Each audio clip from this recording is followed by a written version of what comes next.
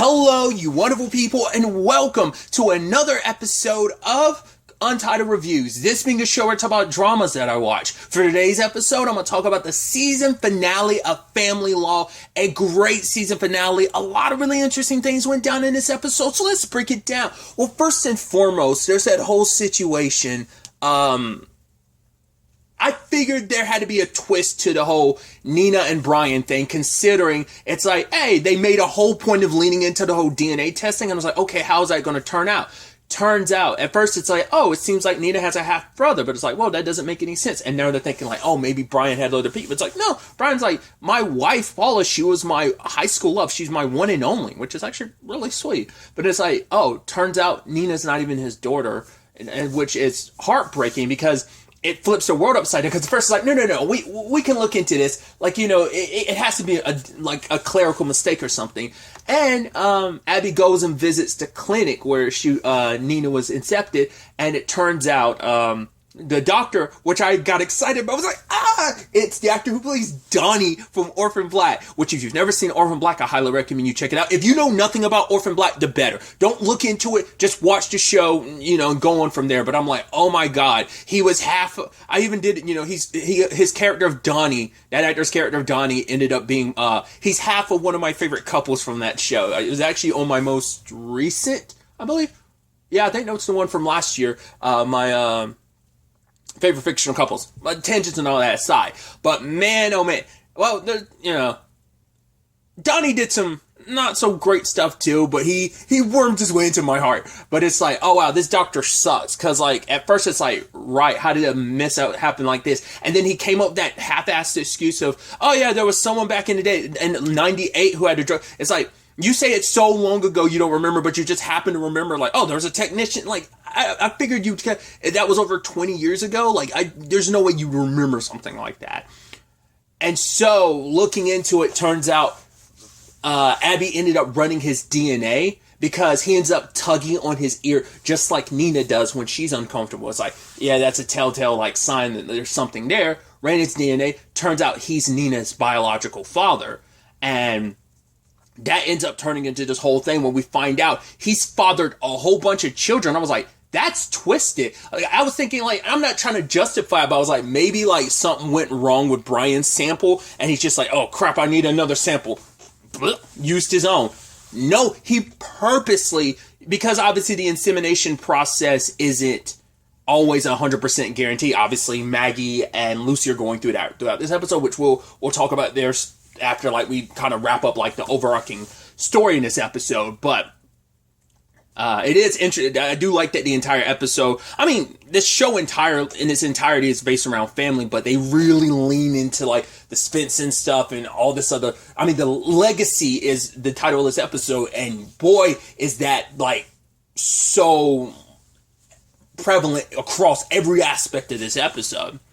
So, but it turns out, this has sadly an effect on Brian and Nina, because for Brian, it's like, right, like, it's still, your entire world is turned upside down, because for him, it's like, oh, this is my honey bun, this is my everything, especially because it's like, right, with his wife going, it's like, this was kind of our only, like, this, Nina was also their connection. It was like, Nina's his last connection to his wife too. So you can tell that probably cuts into it. And for Nina, it's like, right, her entire life turned out to be a lie, and because for her, even when she's on the stand later on saying, like, right, she's like, yeah, what if I end up, like, dating someone? I have that fear of, like, they might be my brother. It's like, some people will, like, that's maybe a slight, like, I don't think anyone else really thinks that, in the grand scheme of things. I mean, it might be a fear, like, somewhere deep in your mind. She legitimately has to worry about that, because God knows, it's been 20 years, God knows how many samples he used, and his justification was, I'm potent, and his lawyer's just like, oh, shut up. It's like, and Abby ripped him a new one justifiably, because it's like, right, you might not have, like, done it, might not have necessarily, like, in what would be considered rape, but you basically did, like, take advantage of these women who came here trying to do something, and you are a predator. He was basically, because it's like, right, you get off seeing, because, like, once again, what sparked all this for Abby to, like, file this class class action lawsuit is she looked at all the pictures he had framed. Those are the ones in particular, like, he's very proud of. So there's, like, some sick, twisted, like, glee that he gets from it. Like, you know, because there's some part of his brain, like, I want my legacy to live on, but the fact is you're doing it in all secret and stuff like that. You could just, like, put your sample out there for people to use, but you went about it in a very disgusting, nasty way because there's some sick part of you that got off on doing it, you know? So...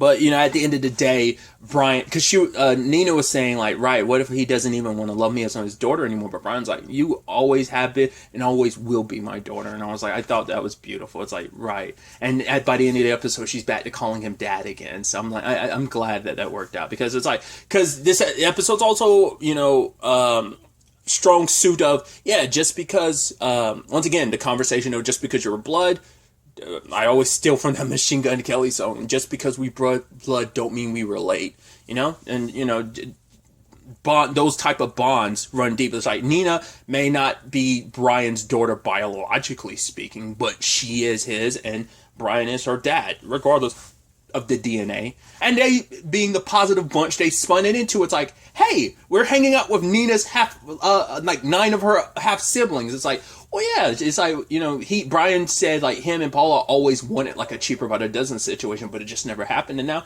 they kind of do, like, you know, and Nina always wanted siblings, so I thought there was going to be I was like, there's no way, like, it's going to end up being, like, Harry's actually your dad or something. That's where I thought that was going to go, but I don't even want to say better. It's a darker, like I said, the implications, not even just the implications, just the straight up facts of this whole episode, of that whole nature of everything is actually really sad, you know? I do appreciate Cecil using this opportunity, like, oh, like, I'd love to come over, and it's like, yeah, because he likes Nina, and we haven't really seen much progress on that front in this case, but yeah. So, but it seems like he's going to try make an effort or whatever in that regard, so... That was kind of nice. And obviously, this brought up some other elements in the episode about, obviously, legacies, especially because Daniel's leaving. And I even love that Daniel made a remark about, like, yeah, you and Dad, you are actually a lot more like Dad than me. And it's like, that is not true. And that is a very, very cruel thing for you to say, for them to kind of joke about it. And it's just like, yeah, she is a lot more like her dad than she will kind of admit. She can kind of be kind of like, she's very, I mean, I think they all had their dad's stubbornness. What I thought was interesting too, like kind of on that front, is that conversation he had with Crystal, where it's like, yeah, one of my children, my youngest doesn't even want to talk to me. My middle child is leaving, and my oldest is reveling in it because she's got 30 plus years of resentment against me. And Crystal, like, gets it. It's like, right, a part of me plays into that, doesn't it? He's like, I can't deny it. And she's like, I understand. Part of me, doesn't, like it either. Like half the stuff I say either. And it's like, oh. So it is a performance, but he's like, why do you keep doing that then? For her, it's like, right, I grew up in a position where, like, I didn't have money. Like, she came from, like, a poor background. And so for her, it's like, if I'm able to make a whole bunch of money, I'm able to make this wonderful living for myself. It's like, oh, people who say, you can't buy happiness, example. Like, that's the thing. It won't fill a void in your life, but at the very least, it can put you in a position where you will want for nothing. So there's a give and take. It won't necessarily buy happiness, but it will make life easier, you know, and, you know, you won't have to worry about a lot of the same worries that you probably did, in her case, having to grow up, you know. So there's a give and take with that. There's a pros and cons to being like, oh, money can't buy you happiness. There's certain aspect, like I said, it won't, if there's some deep seated voids inside of your life, no, but it will at least, you know. But obviously she overcompensated because it's like, right, like she grew up in a situation where it's like money wasn't an option. It wasn't, you know, you grew up kind of poor, so it's like, right, you are going to like hold on to that money regardless. So in that moment, even I was like, wow, seeing a different side of Crystal like that. So, and I do love the messaging at the end of it all. It's just like, right, you don't have to agree with someone. The sad thing is, though, like, she's a complicated example because, like, you say some wild stuff, and once again, you know, the Alex Jones parallel is there, but also there are other people too. Like, that's kind of a thing on the internet. Like, right, like, if you can, like, what's the word I'm looking for? the whole outrage marketing thing. Like, if you can get people riled up by saying the most outlandish, wild stuff, because that's the thing of like, do you actually believe what you're saying? In Crystal's case, she admits, I'm wilding. I admit that I'm wilding. I recognize I'm wilding, but I'm like, it is what it is. Like, it makes me money to wild out. I mean, that's a sad part of the internet. It's like, saying some wild shit will, get a fervent, like, fan base behind you, but also get you the clicks, get you the attention. So that's the rub of it. But the thing is, Crystal was like, yeah, but, I really like you because you accept me for me. And, you don't let any of that kind of stop us from being a thing. But I don't want to come between your children, because your children are your children. I was like, yo. I was like, and I was curious what Harry was going to do. He doesn't break up with Crystal because he says, like, right, for him, it's like, regardless of how you feel about it, he's like, right, we don't have to agree on everything. I don't agree with everything she stands for. But the fact of the matter, which I don't know if that's in, this is a CW version, so I don't know if something was cut out of, like, the original airing that, because obviously him and Jerry need to talk, because it's like, right, it's still like you are supporting a woman that has said some hateful things about Jerry and the community she belongs to, that it's like,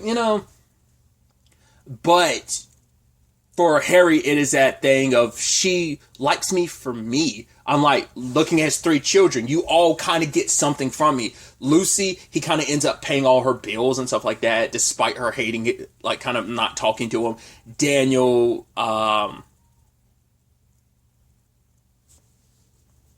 wanting a promotion, and even Abby is like, well, you only here because of a second chance. He's like, but she likes me for me and my body. Oh, the sex. I was like, oh, gross. You could have just, you were good. You were good until you had to go off script there, Harry. That seems to be your issue. So that ended up being interesting. So, but Abby actually worked with Daniel on the class action lawsuit, kind of tying it all together. She actually went to her dad, being like, "Hey, like, you did kind of push Daniel away. He's kind of leaving now, so you need to." Right, you don't want to push all your children away, because she's bringing this case to Harry because it's like, right, it will be profitable, a class action lawsuit of this size, but it's like, right, she wants like to work with Daniel on this, and ultimately their dad ends up giving him the partnership he always wanted, and then later on she kind of lets it slip. Oh, I laid the table and you spiked it, and he was like, wait, did you say something to Harry? She's like, no, Harry, he's never going to do something like, which I think is true. But I think it's also like, because I think in that moment I didn't know how Daniel was going to take that, whether he's going to, I don't want it. It's like, no, you got what you want, so you're not going to fuss about it. But I think it's also like, I guess he didn't expect out of anyone that Abby would go to bat for him like that, because not even Lucy went to bat for him like that. It was Abby, so despite everything. So even Jerry was like, what did you do? She's like, what do you assume I had any part to do with it? The fact is, she's not holding it above Daniel's head or anything like that. Like, the fact is, she just legitimately is like, no, congratulations, you deserve this, so. But she wanted his help because it's like, hey, he knows enough about fertility law to help out in this regard. So she's like, yeah, you didn't suck in there. He's like, yeah, you didn't either, surprisingly. So, but also, like, her kind of, like I said, when she made that point, kind of ripping into the doctor, which all her points were justified. But then we get into the Maggie and Lucy of it all, which I, just for a little more comedic purposes, I do love that he was like, right, I can support and somehow, and she's like, oh no, I thought I was like, no, Lucy, you're taking it the wrong way. He doesn't mean it that way. Didn't it? Literally a second later, he's like, no, I meant it that way. I was like, oh God, Harry, well, it's like, you can't be the father and the grandfather. I was like, how twisted at it. But he's talking to Lucy about like, right, but I want you to have some DNA evidence of the child, because the fact is, if Maggie being the one that carried the baby, it won't have any Svensson DNA in it. But she's kind of like, that doesn't matter. But it does kind of mean something to her. She's like, right, she wants to be the stay-at-home mom in case when Maggie gets birth, because it's like, hey, that way I want to spend as much time with the child, because it's like, regardless of it, especially with this episode where DNA is such a prevalent element, that it's like, yeah, that's gonna strike a little bit of a chord with you, because it's like, right, regardless of me being a parent, like, I will share no DNA with the child. It's like, is that stuff important? No, I'm sure there are children that were adopted, and I want to stress preface this by being like adopted into a good families, because there are sadly people who are adopted into terrible families. It's how it is. Like, they're just shitty people in the world. But people who are adopted into good families are like, I have no DNA connection to my family, so that doesn't mean anything. But I think from a like Lucy already had that complicated thing of like she kind of didn't want kids, but now it's like. And I think she's worried that she'll backpedal a little bit, knowing that there's no DNA connection with her, which I think those are kind of some red flags and some concerns. And that's kind of, I think, the moment that element was introduced, though, I was like, that's going to become a problem later on in this. And because Asha is like blowing up Lucy's phone, like, yo, you're ignoring me. I'm like, what's the last time you hooked up actually the last time, or have you guys actually still been hooking up? I don't know, but she's like, oh, you're ghosting me now. It's like, because last time they hooked up was supposed to be the last time regardless, right? So that's where I'm like, there's got to be, like, you guys must have still been going at it or something like that. To me, that seems like that's the case, but I don't know. Either way, when it's all said and done, though, she runs into Asha and like, oh, like, did you know my wife was married when you first kissed her? And it's like, apparently she didn't. But it's like, yeah, I found out a couple weeks ago. So I think that, like, when they hooked up, like, what episode, like 2 or 3 episodes back, that's when she was like, oh, wait, you're married. It's like, okay. So she didn't know, but it's, once again, you know now and you did it anyway. So that, but it's probably that thing of, regardless, like, she probably thought it's, she's the other woman in this situation. So it's like, oh my God, you're going to end up leaving your wife for me because we actually have a connection. But it's like, oh, apparently I was just kind of your side piece, which is like, and Maggie finding out like that. And it's like, cool. Yeah. Also, Lucy, I'm pregnant. And it's like, yeah, this is over. I'm like, oh God. Cause the moment that happened, I was like I said, it's going to be nasty, because now we're going to get into this complicated thing. Cause like, unless Maggie wants to work this out, which she might not want to, and she has every right to not want to work it out, because Lucy lied to her. Lucy had the opportunity to come clean early on, and she didn't. She told half-truths, and now, just like Abby said, the truth will come out, and sadly, that comes full circle for her, too. We'll get to that in a second. But when it's all said and done, it's like, now we get to that thing of when Maggie because Maggie is pregnant, when she has a baby, the custody situation is going to be complicated, because it's like, right, like if they get divorced by that beforehand, how does that legally play out? Because Maggie might ask for sole custody because she wants to have nothing to do with Lucy. And then also, like, once again, Lucy's the one that cheated. So, and it's apparently, and what cuts even deeper is like, Maggie's already got, like, they brought this up that episode that, I think it was episode 7, like, that she brought it, quote unquote confessed about everything. And it's like, right. It might even been episode 8. Regardless, it's like, that episode, we found out, like, Maggie kind of has issues when it comes to cheating. It seems like she probably got cheated, and it kind of left kind of like a little bit of distrust in her heart. And now it's like, right, her wife does it too. It's like, that cuts deep, So it's like, God, that sucks. But like I said, like, it can turn into a nasty divorce battle, especially like over like, Lucy might end up having to get represented by her family in this regard, like Abby or Daniel, because it's not like Maggie's a bad person or anything. She was the wrong person in this regard. And because Lucy wasn't one that cheated, so it won't look too good for her in court when it comes to, if it does, like I said, I could easily see this coming down to not only like a divorce situation, but also like a child custody rights situation, because it's like, once again, like, if they get divorced now, this all happened while they were together, so being divorced, will it be like I would assume Lucy would still have to pay child support, I would think. But I don't know like I said, I don't know what the custody situation would be like. And it might lean more Maggie's situation because she's the one, I don't know. I just I think it can have an amicable end, but I just don't, like I said, that also comes down to whether or not Maggie wants to try and make their marriage work in the aftermath of all this. Once again, sadly, it's like, oh, let's have a baby.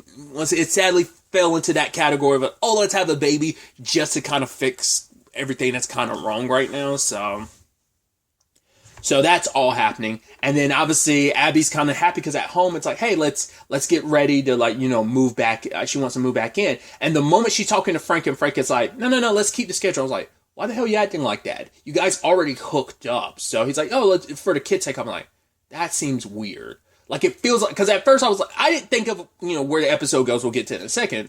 I didn't think he was cheating or anything like that. I just felt like he was backpedaling because he was kind of scared to take that leap again. It's like, oh, I've been hurt by you before. I didn't, that's what I was thinking. Ironic to say, I know. I mean, there's plenty of irony in this episode because even, Abby said that to her dad, being like, Harry, you do realize I'm literally the only one of your kids that can stand being in the same room as you. Me, of all people. It's like, yes, the irony was never lost on me. That, like, your kids and Jerry were ignoring you, and then it's like, hi, Harry, because she loved rubbing it in his face. Because I'm like, hey, I'm the black sheep of the family, and now the rest of your children and everyone who actually liked you dislikes you. Welcome to the black sheep side of things. Which even, that was interesting enough that Harry comes to Abby in the episode, and he's like, right, Daniel couldn't have brought me a client like that, case like you did. So it's like, right, when it's all said and done, like when your probation's up in 6 months, I hope you would stay here. Will you consider it? And in that moment she's walking out, she smiles because it's like, and it's, looking for an excuse to, like, the fact is that Harry's like, I want you to stay. It makes you, for one, it's like, huh. It's like, after all these years, it feels like my dad wants me around. Plus, she's finding out more and more that, her dad might not have been like the whole, oh, I'm abandoning you person that she thought he was. It's like, your mom kind of kept you away from your dad. So there's that angle to it. But also feeling like, hey, I'm finally feeling appreciated. So there's that. But, and the fact is, they got the basement area, like, all, like, tidied up for her. The tenants had moved out. I didn't really think of that much at the time, and that, like, oh, they were renting that space out. But regardless, I didn't really think about that too much when that conversation came up last episode. Either way, Sophia and Nico are actually happy. I guess, like, for Sophia, it was just, like, her kind of maybe lashing out because her mom wasn't in her life as much. But now it's like, oh, you will be back around, and it's like, yeah, actually, I think maybe that's what it's that thing of, like, she was hurting and she was angry, and I think she just, instead of taking it out on her dad, she took it out on her mom because it was easy. Because once again, I don't know if either of them know about Frank's cheating, but then apparently Nico's still being he got his dad's old phone, and he's still getting, like, some of his dad's text messages are being sent to that phone, and it's with the lady who was cheating on her with. I was like, no. And then Abby confronts him. I was like, are we going to find out it's not what we think it is? But they're in the elevator together, and it's like, cool. And she leaves. I was like, she, like, calls him out. Like, oh, I hope you have a fun time together. Frank knows. And it's like, oh, I mean, we saw it with Lucy. Like, she kept going back over and over again. So it's like, that's why he was kind of pumping the brakes on it, Maybe because he felt like, oh, I didn't want you to find out. Like, he's probably going to make the same excuse. Oh, I was going to end it now that we're in a better place again. Like, at the very least, you guys were not I think they were considered separated. So it's like, if you wanted to do, I mean, I think for some people, it's like at the very least, wait till we're properly divorced, not 100% separate. I'm sure that comes down to different people. Like, while we're separated, we can, and figuring things out. That's the thing. You weren't divorced. You were separate and you were figuring things out. But it's like, yeah, one of the, and it's like, wow, and that's the whole thing too. It makes his whole points of like, right, you need to do better, blah, blah, blah. It makes it come out so much worse because it's like, you're a filthy liar. Because I knew something was shifting when in fact it's like, okay, he never really gave a real response when she was like, why did she tweet something and you liked it or whatever? I was like, this is the woman you had an affair with? If I were you, I'd cut off all contact because I don't even want to give Abby the illusion of something's happening between you. And it's like, right, God knows how long this has still been going on, whether it restarted recently. It probably happened before you and Abby hooked up. So it's, once again, it's just like, ugh. And Abby went home and popped a drink. I was like, no. Luckily, but sadly, Lucy showed up because for Lucy, it's like, I didn't know where to go. She could have gone to Daniel's, but I do think it's sweet that the person she turned to in this regard is her older sister, because Abby's also the only one amongst the family who knows about Lucy's cheating, because she never told Daniel, she never told her dad. I doubt Jerry knows. And so in that moment, like them holding each other, it's like, right, she gets to be, I don't know, play the role of big sis, and yes, Abby kind of judges her, but it's also like, right, you are someone who's going to understand because you told me what to do and I didn't do it. And everything's come crashing down. I have nowhere else to go. And I think in that moment, it's just kind of like, right, especially at that timing where she just found out what she found out too. And I think also like you see like Abby kind of tearing up because it's like, right, like I almost like undid all my sobriety because of this. And it's like Lucy showing up when she did, like it's the very unexpected ways, but family showing up the way they do, you know, kind of ended up being a blessing for her in this regard. So powerful, powerful season finale. I'm very interested to see where all this takes us next season. There is a second season. I don't know when is it potentially going to air here in the U.S. Then I know I'm super far behind on Coroner, but next week there's 2 back-to-back episodes. It's the last 2 episodes of the season. So I'm curious, will this start after the fact? Will season 2 start after those episodes? Because Coroner rolled in to, like, going from season 1 to season 2, it rolled in immediately the next week. There was like no break in between. Because by that time, like season 1 and season 2 were already done. Had already come and gone, so that's why that ended up sweeping through like fairly quickly. At least when it was like airing on the CW. So at the time of recording this, I looked it up really quickly. I had nothing I'm reading's given an answer because I think it's still unclear whether or not the CW is going to bring it back. I mean, like you have the licensing for this, but I mean, I guess it still depends on how well the ratings did for, you know, plus the CW is going through its shifts. So maybe that was a deal made beforehand, you know, before all the changes and stuff. So I don't know. So it could still be a thing of it's up in the air. Once again, season 2 is already out, already like finished. Like it came out this year and it already finished. So it's there. It just comes down to whether or not the CW green lights to get the licensing rights for season 2, or, you know, I don't know if it's a package deal thing or whether they bought this, like got the licensing rights for the seasons individually, or was it like just this series as a whole? So like, right, even when, because the show is coming back for a 3rd season in Canada. So once again, I don't know if it's the same I don't know. Once again, I don't know the legalities of it, whether they licensed that out season to season, or is it just the whole series as a whole? So regardless of how it's doing, they have the license for it. So they're just going to run the whole series. We'll just have to wait and see. But I, once again, hope we do get a season 2, because I'd love to watch season 2, because I'm really thoroughly enjoying this show, and I'm excited to see where season 2 takes us. But really, that's all I'm going to talk about. Till the next time we meet, be happy, be safe, live life to the fullest, and enjoy it. Good day, and goodbye.